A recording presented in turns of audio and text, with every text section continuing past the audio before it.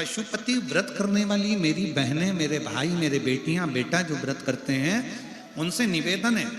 कि पशुपति व्रत करने के लिए जब आप शंकर जी के मंदिर में शाम के समय पूजन करने के लिए जाते हो,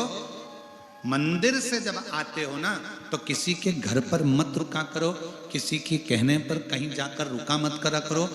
शाम के समय जब 5 दिए मंदिर में जलाकर थाली लेकर वापिस आओ, तो किसी के दरवाजे पर, किसी के घर पर नहीं रुकना है, बीच में कहीं नहीं रुकना है, कोई सामान खरीदने के लिए नहीं रुकना है, कोई व्यापार करने के लिए नहीं रुकना है, किसी के कहने पर कोई कितना ही बुलाए तो भी उसके दरवाजे पर नहीं जाना है। पूजा की थाली जब 5 दिए लगाकर 2 प्रसाद के हिस्से मंदिर में रखकर थाली लेकर जब अपने घर के लिए 1 दिया लेकर जाओ, तो उस बीच में कहीं नहीं रुकना, सीधे अपने घर के दरवाजे पर ही जाओ और वहां